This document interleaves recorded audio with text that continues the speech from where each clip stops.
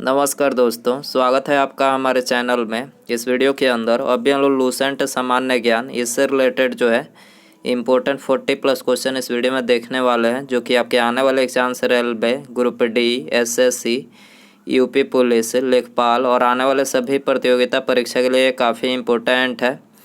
तो दोस्तों, आप इस वीडियो को बहुत ध्यान से लास्ट तक देखिए। चैनल पर आया है तो चैनल को सब्सक्राइब कर बेल आइकन यानी जो घंटे का निशान है इसे ज़रूर सेंड कर दें, ठीक है।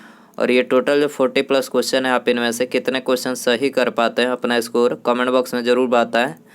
तो चलिए शुरू करते हैं। देखिए यहाँ पर हमारा पहला क्वेश्चन दिया गया है, दृश्यमान विकिरण की खोज किसने की थी।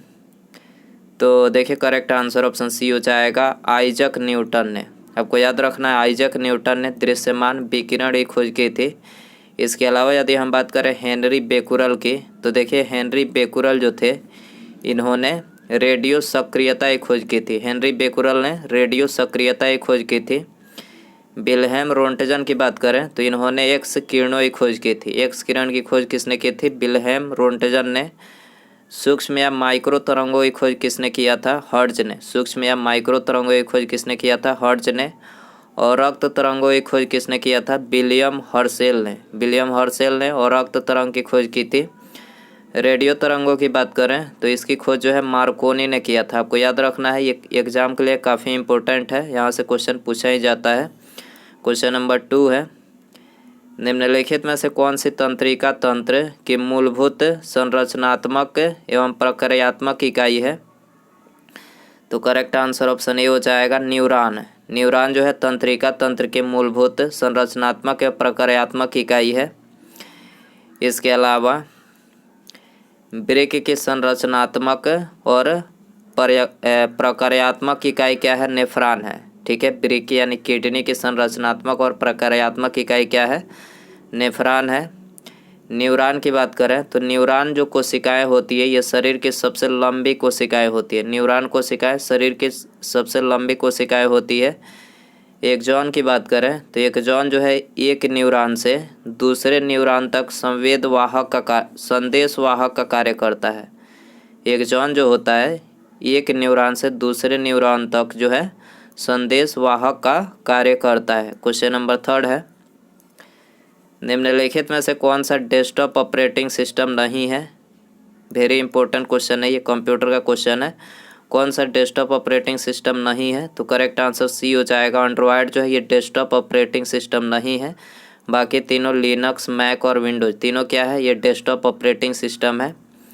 एंड्रॉयड की बात करें तो एंड्रॉयड जो है टच स्क्रीन मोबाइल फ़ोन जैसे स्मार्टफोन, टैबलेट आदि के लिए जो है गूगल कंपनी के द्वारा विकसित की गई ऑपरेटिंग सिस्टम है, ठीक है। एंड्रॉयड जो है टच स्क्रीन मोबाइल फ़ोन जैसे स्मार्टफोन, टैबलेट आदि के लिए जो है गूगल कंपनी ने जो है विकसित एक ऑपरेटिंग सिस्टम है। गूगल कंपनी ने इसको विकसित किया है, ऑपरेटिंग सिस्टम है। एंड्रॉयड फ़ोन में इसका यूज किया जाता है। एंड्रॉयड ऑपरेटिंग सिस्टम के सभी संस्करणों के नाम जो है मीठा भोजन के नाम पर रखे गए हैं, जैसे कि कप केक, किटकैट, ओरियो आदि। ये सब क्या है? ये मीठा भोजन के नाम पर एंड्रॉयड ऑपरेटिंग सिस्टम के नाम संस्करण रखा गया है। कुछ ऑपरेटिंग सिस्टम के उदाहरण यहाँ पर हमने लिखे हैं जो एग्जाम में पूछा ही जाता है ऑपरेटिंग सिस्टम से क्वेश्चन। तो माइक्रोसॉफ्ट डॉस यानी MS डॉस जो है ये क्या है? ऑपरेटिंग सिस्टम है। एप्पल का मैक OS, माइक्रोसॉफ्ट विंडोज़ जिसमें Windows 95, 98, 2000 XP, Windows Vista, Windows 7 और विंडोज़ 10 ये माइक्रोसॉफ्ट विंडोज़ है। इसके अलावा Unix, Linux, Xenix, Google Chrome OS, Android OS जो कि मोबाइल फ़ोन के लिए है, सभी क्या है? ऑपरेटिंग सिस्टम है। क्वेश्चन नंबर 4 है, प्रकाश संश्लेषण प्रकाश की उपस्थिति में होता है। किस रंग के प्रकाश की रेंज प्रकाश संश्लेषण की दर को सबसे कम प्रभावित करता है? तो प्रकाश संश्लेषण की दर को सबसे कम जो है ये हरा रंग प्रभावित करता है, ठीक है। करेक्ट आंसर डी हो जाएगा। क्वेश्चन नंबर 5 है, कौन सा भारतीय उपग्रह समुद्र विज्ञान, तटीय और वायुमंडलीय अनुप्रयोगों के लिए डेटा एकत्र करता है? तो कौन सा है? तो ये है IRS-P4। IRS-P4 जो है ये ये समुद्र भारतीय उपग्रह समुद्र विज्ञान, तटीय और वायुमंडलीय अनुप्रयोगों के लिए जो है डेटा एकत्र करता है। संकर तिलहनों की बुआई की वजह से खाद्य तेल के उत्पादन में अचानक हुई वृद्धि को डैश क्रांति कहा गया है। तो इसको क्या बोला गया है? पीली क्रांति। याद रखना है आपको, क्या बोला गया है? पीली क्रांति। सी आंसर हो जाएगा। भारत में तेलहन प्रौद्योगिकी मिशन की स्थापना कब हुई थी? 1986 में। भारत में तेलहन प्रौद्योगिकी मिशन की स्थापना कब की गई थी? 1986 में। दलहनी फसलों के उत्पादन हेतु कोबाल्ट आवश्यक तत्व है। दलहनी फसलों के उत्पादन हेतु कोबाल्ट जो है आवश्यक तत्व है। भारतीय कृषि अनुसंधान की स्थापना लॉर्ड कर्जन के काल में 1905 पूसा, बिहार में हुई थी। भारतीय कृषि अनुसंधान परिषद की स्थापना 23 मई 1929 को की गई। इसका मुख्यालय कहाँ पर है? नई दिल्ली में इसका मुख्यालय है। सिक्किम जो है, सिक्किम पूर्ण जैविक खेती करने वाला भारत का पहला राज्य है। सिक्किम जो है पूर्ण जैविक खेती करने वाला भारत का पहला राज्य है। यहाँ पर हमने प्रमुख कृषि क्रांतियों के नाम लिखे हैं जो एग्जाम में यहाँ से क्वेश्चन पूछा ही जाता है। हरित क्रांति पूछा जाए किससे संबंधित है? खाद्यान्न उत्पादन से। श्वेत क्रांति दुग्ध उत्पादन से। भूरी क्रांति उर्वरक उत्पादन से। पीली क्रांति तिलहन उत्पादन से। गुलाबी क्रांति झींगा मछली उत्पादन से। रजत रेशा क्रांति कपास उत्पादन से। स्वर्ण रेशा क्रांति जूट उत्पादन से। सदाबहार क्रांति समग्र कृषि विकास से संबंधित है। क्वेश्चन नंबर 7 है, हाइड्रोपोनिक्स किस प्रकार के कृषि को संदर्भित करता है? हाइड्रोपोनिक्स किस प्रकार की कृषि को संदर्भित करता है? तो ये जिसमें पौधों को खनिज पोषकों के विलयन में बिना मिट्टी के उगाया जाता है, उसको क्या बोला जाता है? हाइड्रोपोनिक्स। जिसमें पौधों को खनिज पोषकों के विलयन में बिना मिट्टी के उगाया जाता है, हाइड्रोपोनिक्स कहलाता है। बी आंसर हो जाएगा। एग्रोनॉमिक्स की बात करें तो एग्रोनॉमिक्स में भूमि व फसलों का प्रबंधन का अध्ययन किया जाता है। किसमें? एग्रोनॉमिक्स में। ठीक है, एग्रोनॉमिक्स में भूमि फसलों का प्रबंधन का अध्ययन किया जाता है। कृषि विज्ञान की महत्वपूर्ण शाखाएं यहाँ पर हमने लिखे हैं। एग्रोस्टोलॉजी की बात करें, एग्रोस्टोलॉजी इसके अंतर्गत जो है घासों का अध्ययन किया जाता है। एपीकल्चर के अंतर्गत जो है मधुमक्खी पालन का अध्ययन, इसमें मतलब विज्ञान मधुमक्खी पालने की विज्ञान से संबंधित है। आर्बोरिकल्चर इसके अंतर्गत जो है विशेष प्रकार के वृक्षों तथा झाड़ियों की कृषि जिसमें उनका संरक्षता और संवर्धन भी शामिल है। पेलियोंटोलॉजी की बात करें तो पेलियोबाटनी की बात करें तो इसमें जो है पौधों जीवाश्मों के अध्ययन का विज्ञान है। फ्लोरिकल्चर इसके अंतर्गत व्यापारिक स्तर पर फूलों की कृषि की जाती है। ओलेरिकल्चर की बात करें जमीन पर फैलने वाली विभिन्न प्रकार की सब्जियों की कृषि। और सिल्वीकल्चर की बात करें तो इसके अंतर्गत जो है वनों के संरक्षता एवं संवर्धन से संबंधित विज्ञान क्या कहलाता है? सिल्वीकल्चर। निम्नलिखित में से कौन सा कंप्यूटरों पर प्रयोग किया जाने वाला डेटाबेस सॉफ्टवेयर नहीं है? कौन सा कंप्यूटरों पर प्रयोग किया जाने वाला डेटाबेस सॉफ्टवेयर नहीं है? तो देखिए MS वर्ड नहीं है, करेक्ट आंसर ये हो जाएगा। निम्नलिखित में से किस उपकरण का उपयोग रासायनिक ऊर्जा को विद्युत ऊर्जा में रूपांतरित करने के लिए किया जाता है? देखिए ये भी क्वेश्चन बार बार एग्जाम में पूछा जाता है। तो रासायनिक ऊर्जा को विद्युत ऊर्जा में रूपांतरित करने के लिए जो है बैटरी का इस्तेमाल किया जाता है। करेक्ट आंसर डी हो जाएगा। प्रमुख उपकरण और उनके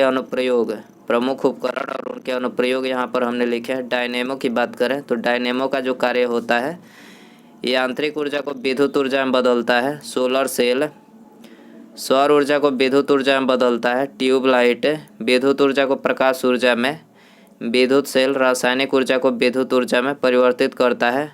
और लाउड स्पीकर की बात करें तो विद्युत ऊर्जा को जो है ये ध्वनि ऊर्जा में परिवर्तित करता है।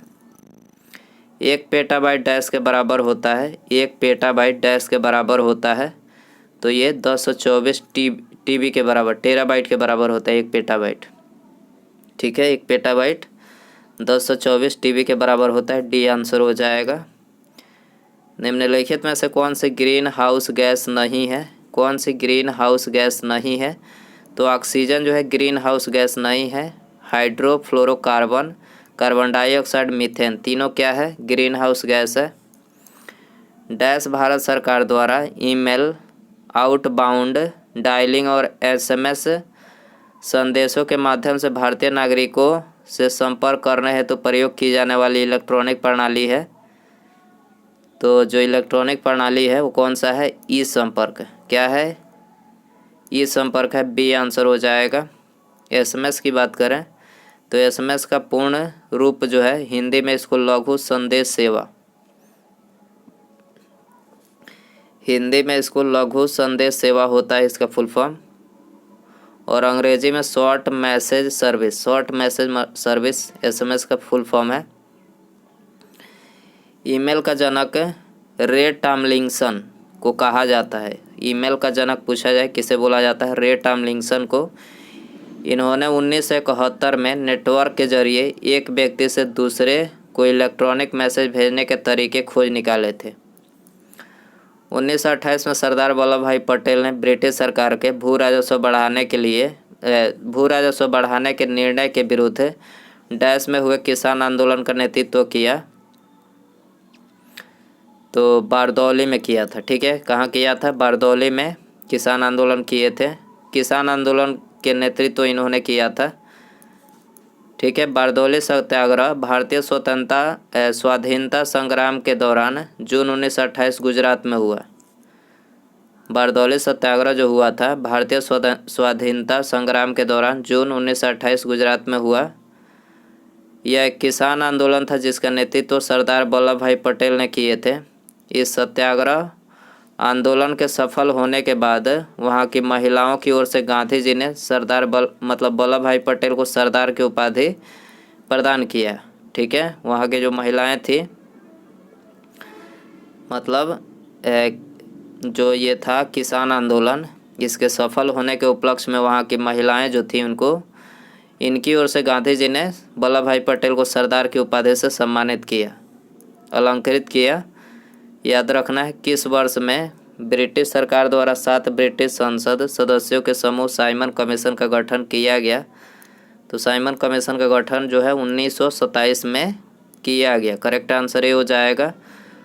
दोस्तों, यदि आपको वीडियो पसंद आ रहा है तो प्लीज़ वीडियो को लाइक करें, अपने दोस्तों में शेयर करें। चैनल पर आए हैं तो चैनल को सब्सक्राइब करके बेल आइकन ऑन करके ऑल नोटिफिकेशन पर क्लिक कर दे, ताकि जब भी मैं कोई नई वीडियो अपलोड करूं उसका नोटिफिकेशन आपको टाइम टू टाइम मिल सके। साइमन कमीशन की बात करें तो ये 3 फरवरी 1928 को भारत आया। इसे वाइट मैन कमीशन भी कहते हैं। 30 अक्टूबर 1928 को लाहौर में साइमन आयोग के विरुद्ध प्रदर्शन करते समय पुलिस की लाठी से लाला लाजपत राय घायल हो गए और बाद में उनकी जो है मृत्यु हो गई। ठीक है, इसी आंदोलन के दौरान जो है प्रदर्शन करते समय जो है पुलिस लाठीचार्ज के शिकार हुए और उसके बाद जो है घायल हुए और उसके बाद जो है इनकी मृत्यु हो जाती है। याद रखना है। साइमन कमीशन का बहिष्कार न करने वाले दलों में शामिल थे justice party, Punjab Unionist party. Punjab Kesari के नाम से किसे जाना जाता है? तो लाला लाजपत राय को कहा जाता था पंजाब केसरी।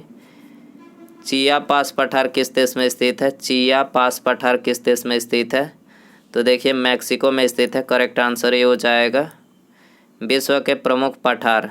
ठीक है, यहाँ पर हमने विश्व के प्रमुख पठारों के नाम लिखे हैं। पहला ग्रीनलैंड का पठार ग्रीनलैंड में है। एशिया माइनर तुर्की में है। पामीर का पठार चीन तिब्बत में है। मेसेटा का पठार स्पेन आइबेरिया में है। यूकॉन अलास्का का पठार अमेरिका कनाडा में है। बोलीविया का पठार बोलीविया में है। अंतर्राष्ट्रीय साक्षरता दिवस कब मनाया जाता है? अंतर्राष्ट्रीय साक्षरता दिवस 8 सितंबर को मनाया जाता है। करेक्ट आंसर ये हो जाएगा।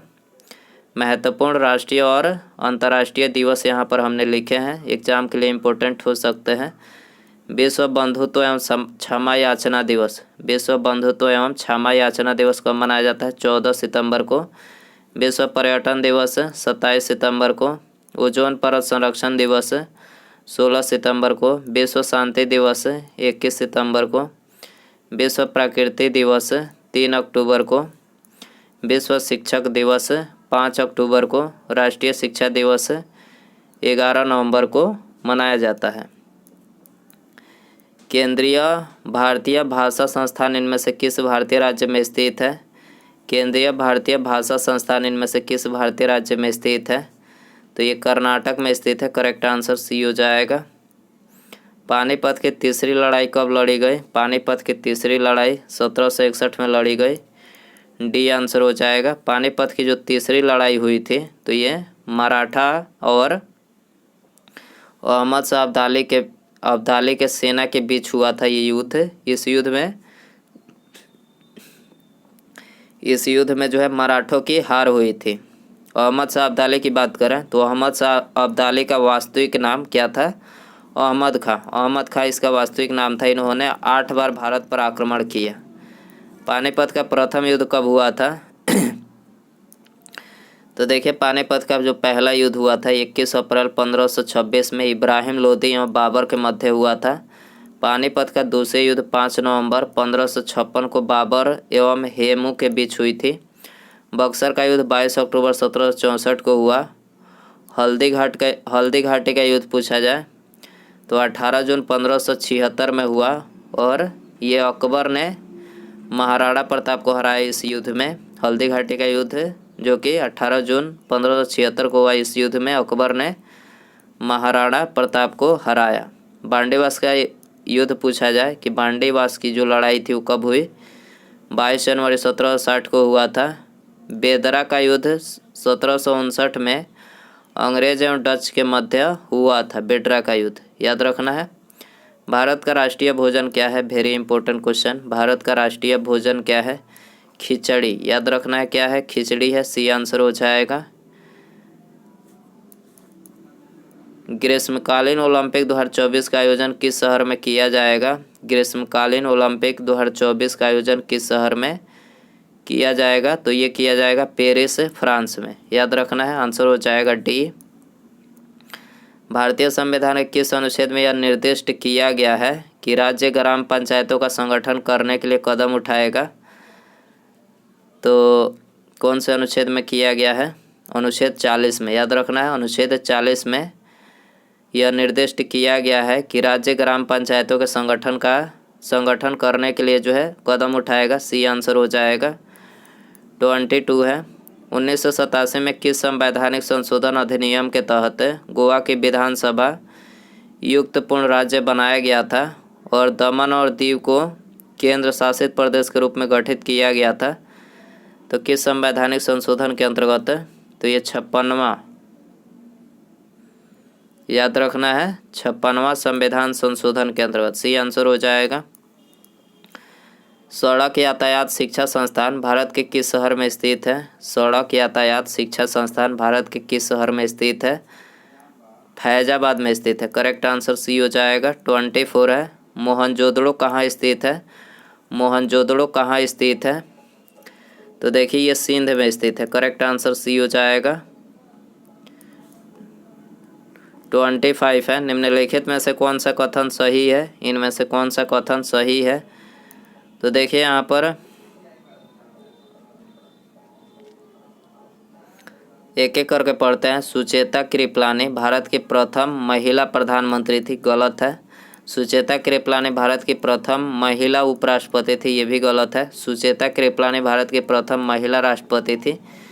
ये भी गलत है। और चौथा जो दिया गया, सुचेता कृपलानी किसी भारतीय राज्य की प्रथम महिला मुख्यमंत्री थी प्रथम। तो यहाँ पर ऑप्शन डी जो है ये करेक्ट है। याद रखना है क्या है? ऑप्शन डी करेक्ट है। ब्रह्मपुत्र उन प्रमुख नदियों में से एक है जो कई सहायक नदियों के साथ कई देशों में प्रवाहित होती है। निम्नलिखित में से कौन सी ब्रह्मपुत्र की सहायक नदी नहीं है? तो ब्रह्मपुत्र की सहायक नदी तमाशा नदी नहीं है। ठीक है, ऑप्शन डी करेक्ट हो जाएगा। मध्यकालीन भारत में वीर नरसिम्हा इनमें से किस राजवंश के शासक थे? तो वीर नरसिम्हा जो थे ये तुलु राजवंश के शासक थे। ठीक है, करेक्ट आंसर बी हो जाएगा। भारतीय लोगों के लिए अपेक्षाकृत अधिक स्वतंत्रता की मांग करने हेतु स्वराज पार्टी की स्थापना की गई थी। गया में स्वराज पार्टी का गठन कब हुआ था? गया में स्वराज पार्टी का गठन कब हुआ था? तो देखिए ये हुआ था 1923 में। ठीक है, करेक्ट आंसर सी हो जाएगा। 1923 में इलाहाबाद में चित्तरंजन दास एवं मोतीलाल नेहरू ने कांग्रेस के अंतर्गत जो है स्वराज पार्टी की स्थापना की। 5 फरवरी 1922 को गोरखपुर जिले में चौरी चौरा अग्निकांड हुआ और गांधी जी ने जो है असहयोग आंदोलन जो था इसको वापस ले लिया था चौरी चौरा घटना के कारण से। डेनमार्क की संसद का नाम क्या है? देखिए वेरी इंपॉर्टेंट क्वेश्चन है, इस टाइप के क्वेश्चन एग्जाम में पूछे जाते हैं। संसद के नाम, तो डेनमार्क की संसद का नाम क्या है? फाकेटिंग। फाकेटिंग जो है डेनमार्क के संसद का नाम है। ऑप्शन बी यहाँ पर करेक्ट हो जाएगा। प्रमुख देश और उनके संसद के नाम यहाँ पर हमने लिखे हैं। पहला दिया गया है नॉर्वे, तो नॉर्वे के संसद का नाम है स्टोर्टिंग। ठीक है, स्टोर्टिंग नॉर्वे के संसद का नाम है। कनाडा, ब्रिटेन, ऑस्ट्रेलिया, इसके संसद का नाम है पार्लियामेंट। तुर्की के संसद का नाम है grand national assembly. Switzerland, federal assembly, इसके संसद का नाम है। अफगानिस्तान के संसद का नाम है शूरा। मलेशिया के संसद का नाम है दीवान निगरा। मलेशिया के संसद का नाम है। बांग्लादेश जातीय संसद। इजराइल के संसद का नाम है नेसेट। भारत का पहला परमाणु विस्फोट स्थल पोखरण किस राज्य में स्थित है? भारत का पहला परमाणु विस्फोट स्थल पोखरण किस राज्य में स्थित है? तो पोखरण जो है ये राजस्थान में स्थित है। करेक्ट आंसर ये हो जाएगा। 18 मई 1974 में पोखरण जो कि जैसलमेर राजस्थान में है, यहाँ पर जो है भारत ने स्वदेशी पहला परमाणु विस्फोट किया। ठीक है, 18 मई 1974 को पोखरण राजस्थान में स्वदेशी पहला परमाणु विस्फोट किया था भारत ने। पहला परमाणु विस्फोट, इसका कोड नाम क्या था? स्माइलिंग बुद्धा इसका कोड नाम था। किस देश को जोगियों का देश है यानी हर्मिट किंगडम के नाम से जाना जाता है? किस देश को जोगियों का देश यानी हर्मिट किंगडम के नाम से जाना जाता है? तो ये उत्तर कोरिया को जाना जाता है। ठीक है, करेक्ट आंसर बी हो जाएगा। निम्नलिखित में से कौन सा भारत का पहला जल विद्युत संयंत्र है? भारत का पहला जल विद्युत संयंत्र कौन सा है? तो देखिए यह है सिंदरापोंग जल विद्युत संयंत्र। सिंदरापोंग जल विद्युत संयंत्र जो है भारत का पहला जल विद्युत संयंत्र है। डी आंसर हो जाएगा। इसके अलावा यहाँ पर हमने भारत के प्रमुख जल विद्युत केंद्रों के नाम लिखे हैं। भारत के प्रमुख जल विद्युत केंद्रों के नाम लिखे हैं। ये एग्जाम में के लिए काफ़ी इम्पोर्टेंट है, यहाँ से क्वेश्चन पूछा ही जाता है। टिहरी बांध कहाँ पर बनाया गया है? उत्तराखंड में। कोयना जल विद्युत परियोजना ये कहाँ पर बनाई गई है? महाराष्ट्र में। श्रीशैलम आंध्र प्रदेश में बनाई गई है। नाथपा छाकरी हिमाचल प्रदेश में बनाई गई है। शरावती परियोजना कर्नाटक में है। इंदिरा सागर बांध ये कहाँ पर बनाई गई है? मध्य प्रदेश में। रोंग टोंग हॉइडल पनबिजली संयंत्र हिमाचल प्रदेश में बनाई गई है। इडुक्की केरल में बनाई गई है। ऊपरी इंद्रावती उड़ीसा में बनाई गई है। तीस्ता बांध सिक्किम में बनाई गई है। इनमें से कौन सा सुधार आंदोलन वर्ष 1829 में लॉर्ड विलियम बेंटिक के कार्यकाल के दौरान हुआ था? तो ये हुआ था सती प्रथा पर प्रतिषेध लगाया गया था। ठीक है, सती प्रथा का अंत राजा राम मोहन राय के साथ लॉर्ड विलियम बेंटिक ने मिलकर इसको समाप्त किया। ठीक है, तो आंसर हो जाएगा डी 34 है। निम्नलिखित में से कौन सा बहुविखंडन प्रदर्शित करता है? कौन सा बहुविखंडन प्रदर्शित करता है? तो प्लाज्मोडियम प्रदर्शित करता है। करेक्ट आंसर डी हो जाएगा। 35 है। शास्त्रीय संगीत के सिद्धांत की विवेचना किस वेद में की गई है? शास्त्रीय संगीत के सिद्धांत की विवेचना किस वेद में की गई है? तो ये की गई है सामवेद में। याद रखना है किस वेद में? सामवेद में की गई है। बी आंसर हो जाएगा। अंतर्राष्ट्रीय परमाणु ऊर्जा एजेंसी का मुख्यालय कहाँ स्थित है? अंतर्राष्ट्रीय परमाणु ऊर्जा एजेंसी का मुख्यालय कहाँ पर स्थित है? वियना, ऑस्ट्रिया में स्थित है। वियना में स्थित है, याद रखना है। करेक्ट आंसर सी हो जाएगा। शिक्षा जो प्रारंभ में राज्य सूची का विषय था उसे समवर्ती सूची में स्थानांतरित किया गया, किस संशोधन के माध्यम से किया गया था? तो ये 42वें संविधान संशोधन के अंतर्गत जो है शिक्षा को राज्य सूची के विषय से समवर्ती सूची में जो है ट्रांसफ़र किया गया। तो करेक्ट आंसर यहाँ पर ऑप्शन बी हो जाएगा।